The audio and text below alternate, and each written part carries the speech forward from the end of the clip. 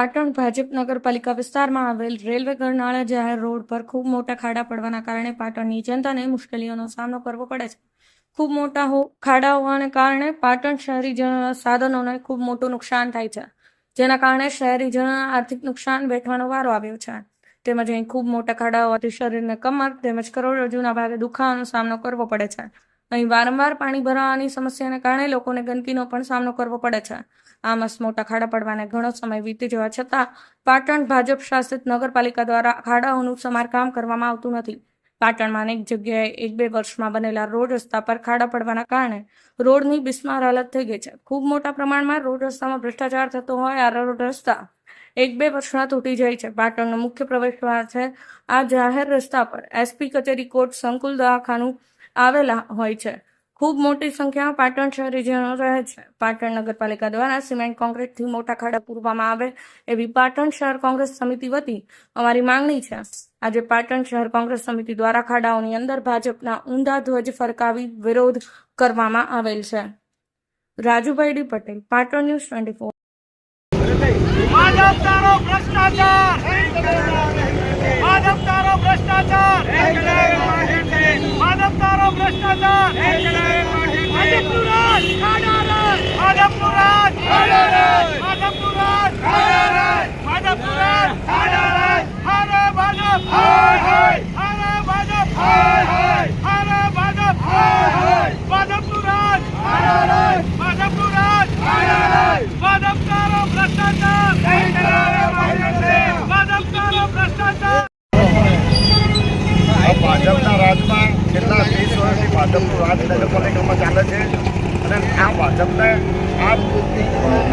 જે શાસક લોકોને કેમ ખબર પડતી નથી કે 30 વર્ષથી આ પાટણના રોડ રસ્તાઓ વારંવાર તૂટી જાય છે.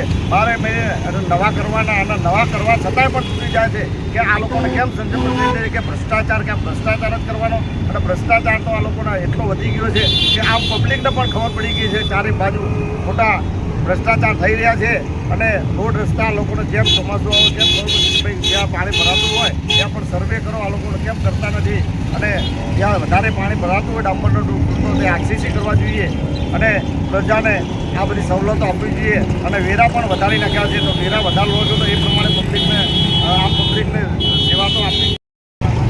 પાટણ ભાજપ શાસિત નગરપાલિકામાં પાટણના પ્રવેશદ્વાર એવા રેલવે ગરનાળા વિસ્તારથી કોર્ટ તરફ જતા માર્ગ ઉપર ખૂબ મોટા ખાડા પડ્યા છે, જેના કારણે વાહન ચાલકોને આર્થિક નુકસાન સહન કરવાનો વારો આવે છે. તેમજ અહીંથી પસાર થતી પાટણની જનતાને કમર અને શરીરના દુખાવા છે અને ઓર્થોપેડિકના મોટા નુકસાન થવાનો ભય રહેલો છે. તો પાટણ ભાજપ શાસિત નગરપાલિકાના સત્તાધીશો સત્વરે જાગે અને આ ખાડાઓ પુરાવે અને લોકોને રાહત આપે. આ ખાડાઓ વારંવાર માટી કોન્ક્રીટથી પૂરવામાં આવે છે. ખરેખર આટલા ઊંડા ખાડાઓ સિમેન્ટ કોન્ક્રીટથી પૂરવામાં આવે તો વારંવાર તૂટી ના જાય અને કર્મચારીઓને પણ વારંવાર મહેનત ના કરવી પડે. તો પાટણ નગરપાલિકાના સત્તાધીશો જાગે અને આ ખાડા સિમેન્ટ કોન્ક્રીટથી પુરાવે અને પાટણની પ્રજાને રાહત આપે.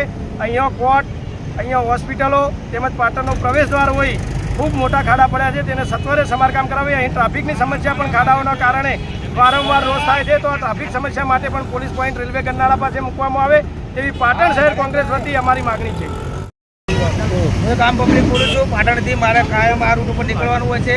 કમ્પ્લીટ બાઇક લઈને અહીંયાથી નીકળું છું કાયમ માટે. ને મારે 2-3 વખત આ ખાડામાં ડ્રિંક પડેલી છે એટલે એમાં પડતે 2 વખત ભય પડતે રહી ગયેલા છીએ. એટલે સરકારને એવું કામ છે કે ખાડા હરખેથી પુરાઈ અને વ્યવસ્થિત રાખે પાટણમાં તો સારું. હું કામ પબ્લિક બોલું છું.